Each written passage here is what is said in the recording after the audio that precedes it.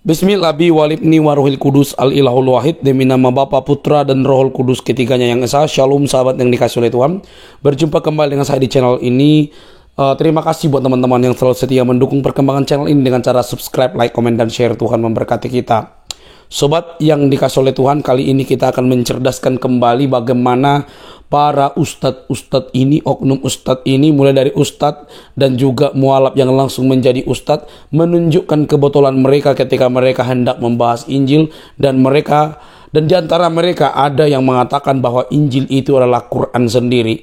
Hal ini bukan malah dikoreksi oleh para cendekiawan muslim, tapi juga banyak yang mungkin mendukung. Dan ada seorang ustadz, kiai, yang memberantas kebotolan yang mereka pertontonkan.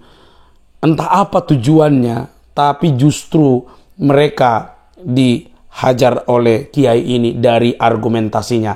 Mari kita lihat dan kita berikan tanggapannya, teman-teman. Ini dia videonya.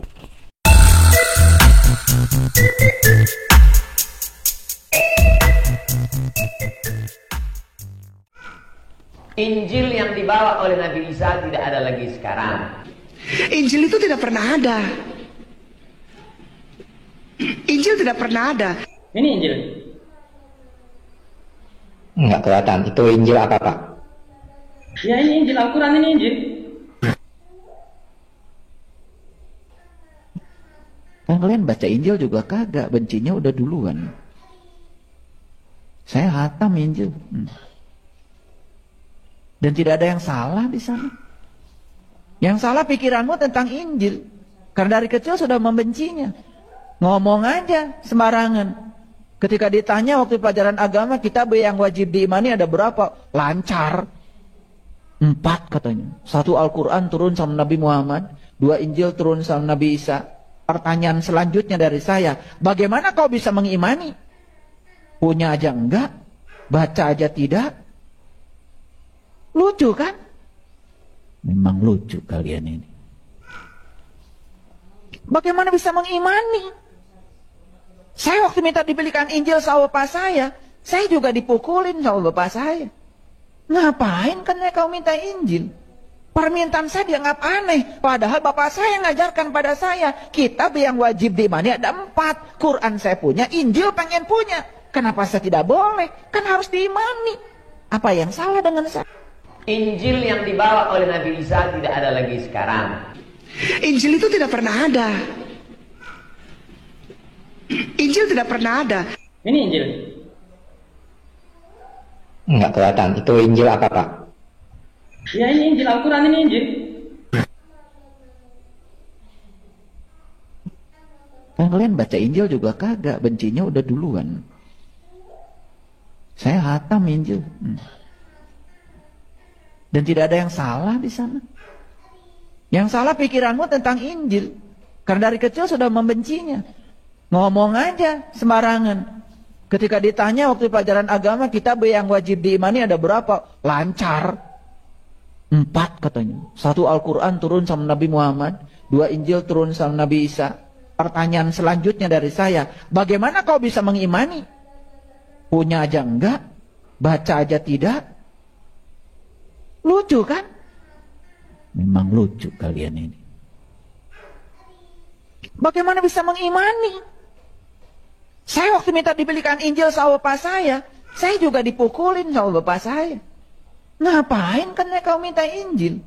Permintaan saya dianggap aneh. Padahal bapak saya ngajarkan pada saya, kitab yang wajib diimani ada 4. Quran saya punya, Injil pengen punya. Kenapa saya tidak boleh? Kan harus diimani. Apa yang salah dengan saya? Baik teman-teman yang dikasih oleh Tuhan, kita sudah melihat video yang singkat barusan bahwa apa yang disampaikan oleh ketiga ustadz itu, mereka ini lumayan terkenal lah di dalam ceramah mereka. Bahkan ada yang paling digemari bukan karena mereka membahas Quran dan hadis, bukan karena ilmu pengetahuan mereka tentang Quran dan hadis, tapi juga karena kehaluan yang selalu membahas Alkitab dan kekristenan. Dan di dalamnya ada Aristo dan juga Ustadz Ahmad Kainama dan Ustadz Abdul Somad. Teman-teman boleh melihat dan mendengar apa yang mereka katakan. Itu merupakan cuplikan bagaimana mereka berkata-kata tentang Injil. Itu menurut saya keanehan karena mereka tidak beriman dalam arti memiliki Injil yang sesungguhnya, tapi mereka mengoreksi Injil itu sendiri. Nampak-nampaknya mereka sedang frustasi, nampak-nampaknya mereka sedang ingin membangun narasi bahwa mereka lah yang paling benar, bahwa punya mereka lah yang paling asli, bahwa Quran lah yang paling asli menurut mereka, sehingga Injil itu tidak asli lagi. Bahkan Aristo berkata, Injil itu apa? Ditunjukkan satu buku dengan narasi kebodohan.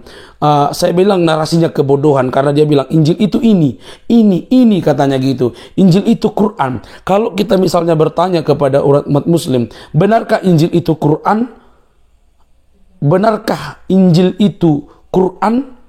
Maka kalau ada muslim yang lain menyetujui apa yang disampaikan oleh Aristo, saya tidak habis pikir. Saya tidak habis pikir, apakah mereka ini mempelajari, apakah mereka ini mengerti, apakah mereka ini tahu bahwa di dalam pengakuan-pengakuan daripada Islam sendiri, Injil itu sudah dipisahkan dari Quran.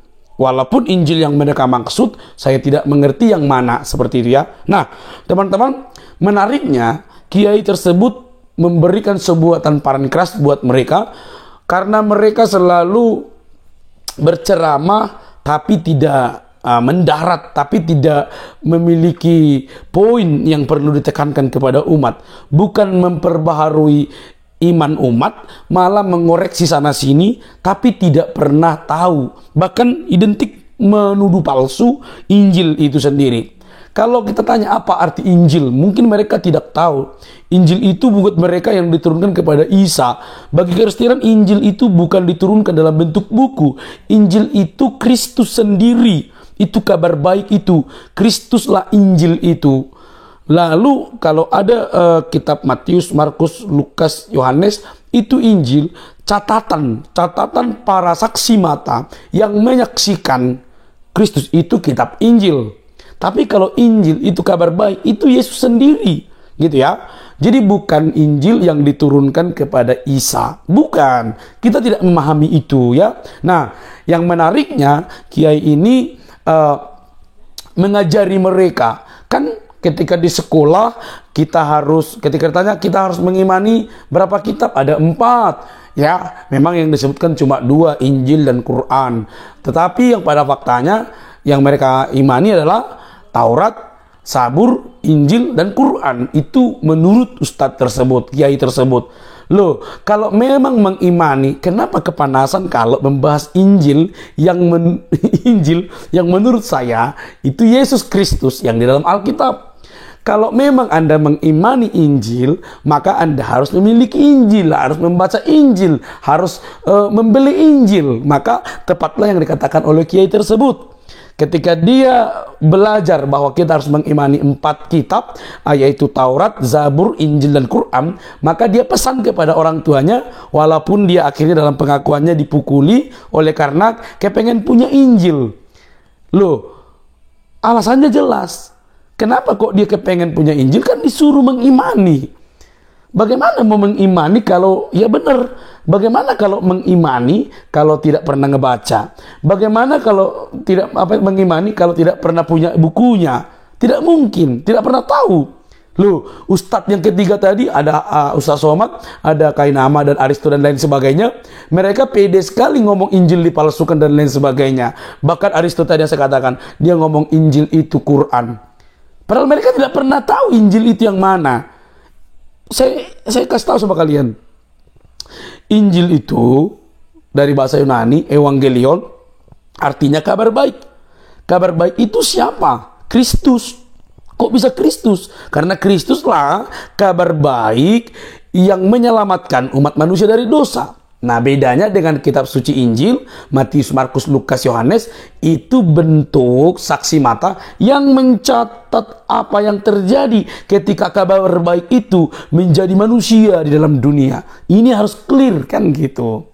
Jadi daripada ustadz-ustadz ini sering mengoceh tentang kitab orang lain, lebih baiklah mereka itu membahas tentang hadis, Quran dan lain sebagainya. Tapi nampaknya apalagi kedua ustadz yang Kainama dan juga Aristo, lihatlah mereka tidak pernah ngebahas tentang Quran dan hadis. Lebih doyan mereka membahas tentang Alkitab dan menafsirkannya secara sembarangan. Lalu kita mau percaya yang mana, ya kan? Kalau saya sarankan teman-teman itu lebih banyak membuka literatur, membaca literatur, karena Injil yang sebenarnya adalah Injil Kristus, Injil Kristus. Kristus itu kabar baik. Kalau Anda membaca buku kitab Injil, maka Matius, Markus, Lukas sebagai saksi mata. Maka karena itu, teman-teman, kita tidak percaya Injil diturunkan kepada Isa. Tidak pernah ada di dalam kekristenan itu. Semoga kita cerdas, tidak perlu Anda menyalahpahami tentang keyakinan orang lain untuk menyatakan bahwa Anda lah yang paling sempurna. Karena kesempurnaan itu klaim atau milik masing-masing agama. Oke? Sampai di sini video teman-teman. Jangan lupa untuk mendukung dengan cara subscribe, like, komen, dan share. Semoga kita cerdas. Semoga kita terus belajar supaya tidak buta di dalam zaman yang canggih ini. Sampai ketemu di video selanjutnya. Jangan lupa untuk mendukung dengan cara subscribe, like, komen, dan share. Sampai ketemu di video selanjutnya. Bye-bye.